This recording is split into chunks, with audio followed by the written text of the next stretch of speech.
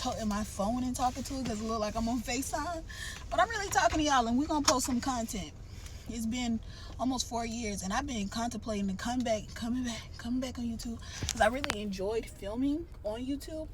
But life was life, and it's like when you going through some shit for real, it's like you can't put on a front like you're okay. Like, you just really can't. And I was not okay.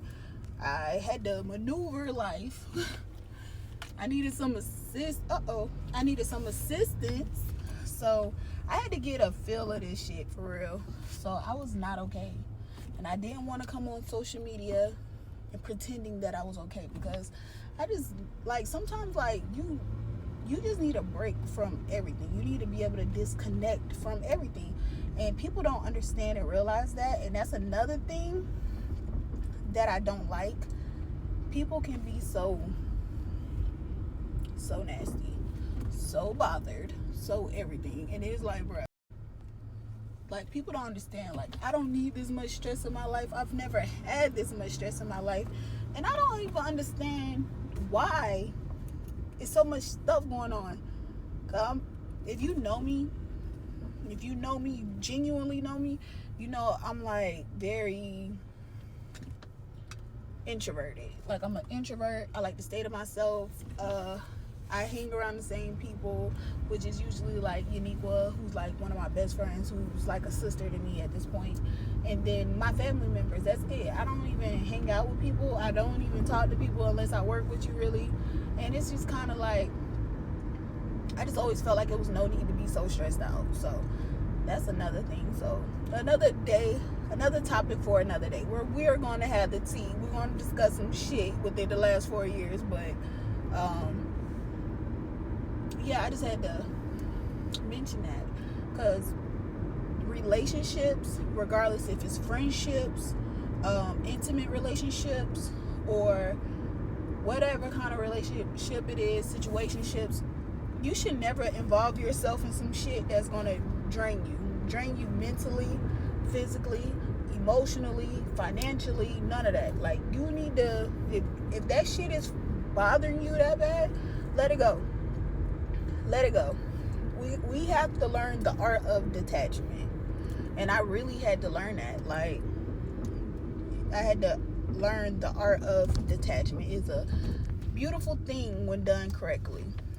I will say that.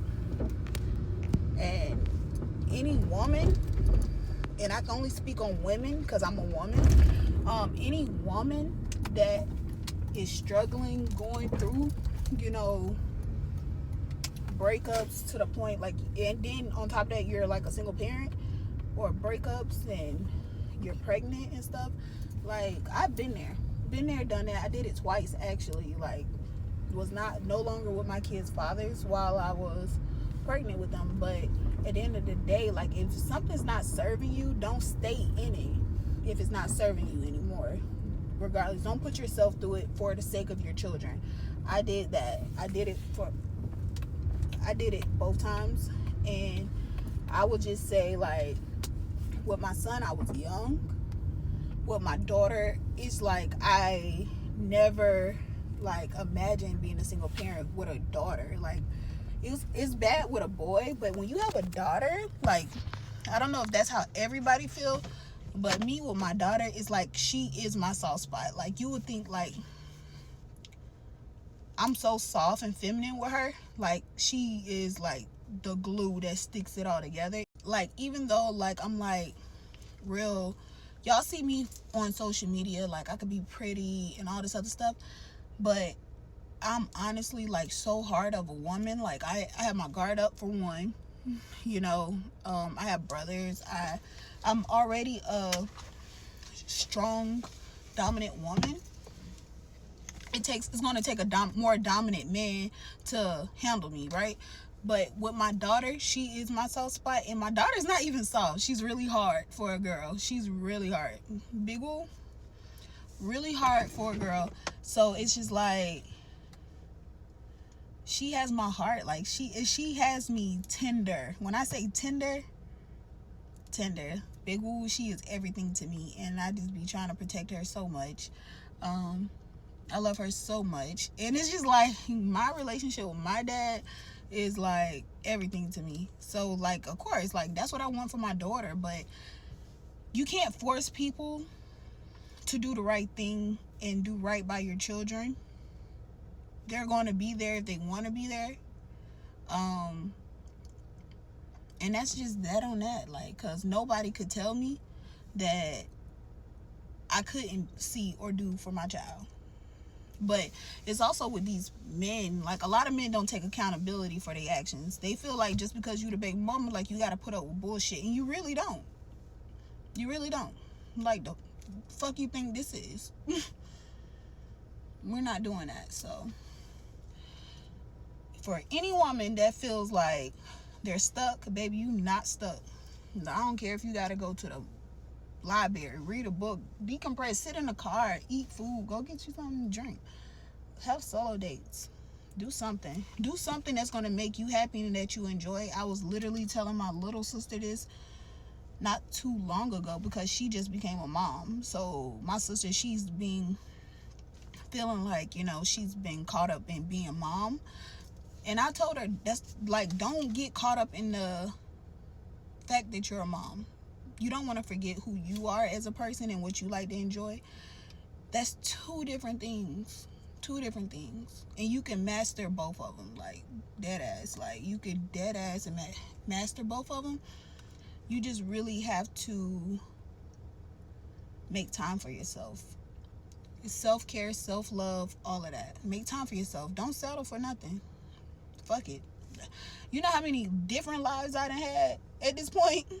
Only y'all knew how many lives I done restarted over. Because my biggest thing, I'm not finna stay with somebody who's not serving me no purpose. Like, if we're not growing together, if we can't make this shit like this, if we can't be like Bonnie and Clyde and make that shit work,